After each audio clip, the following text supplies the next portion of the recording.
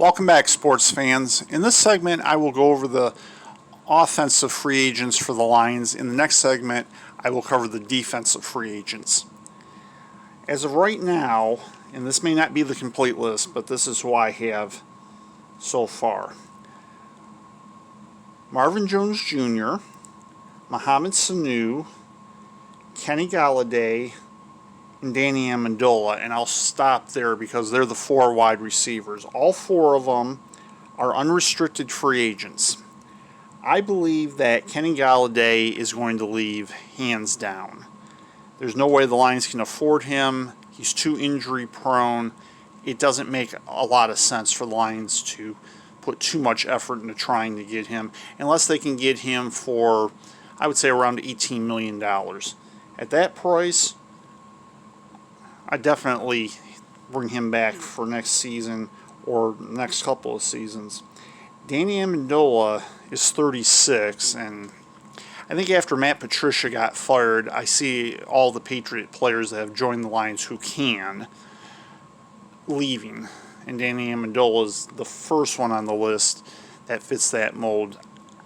I would like to see him come back because he was productive. He was third in the team in receiving yardage, and he didn't cost all that much considering. I just don't see how he will come back, and while I'm not sure where he's going to go, I just don't think he'll be back next season. Mohamed Sanu didn't play a lot, but I liked what he did when he was in there. He's going to be 32, or he already is 32. I think for the value, for the money he provided, the value for the team, I would hope the Lions would be able to re-sign him. The most important one, though, of the group I think they need to bring back is Marvin Jones Jr. Not only because he was the top wide receiver, but while you're grooming younger receivers, you need somebody to help bring them along. And while the Lions are going to most likely rebuild their defense, they don't want to have to rebuild their offense at the same time. Thus, Marvin Jones Jr. becomes a key player in all of that. And again, for the price that he made, it'll be his 10th year next season. I hope they're able to bring him back. You also have Oday Aboushi and Matt Nelson, and those are the two offensive linemen. Oday Aboushi is 30.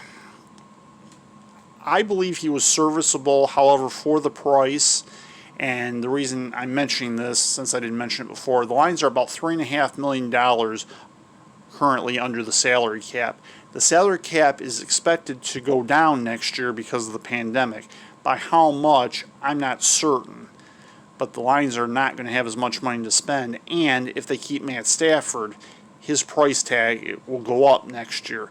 And be it while they can renegotiate his contract, and I hope if he stays that he is willing to do that, they're not going to have a lot of money to spend elsewhere, most likely, not only because of that, but because of other things and trying to shed themselves a salary in order to get better. With that having been said, Oday Aboushi, for the value, he was serviceable. I hope he comes back next year. Matt Nelson is a exclusive rights free agent. I believe he'll be back. The price tag was right. How much he actually plays, I don't know. Adrian Peterson is the only running back who's a free agent this year. And it was interesting that during the Vikings game they mentioned that his desire to want to come back and play for the Lions next year. He, however, stated that he didn't want to go through a rebuild. There's no question in my mind the Lions are going to rebuild next year. I didn't see him in their future plans.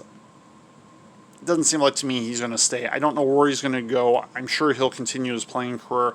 I don't see him next season in a Lions uniform, however.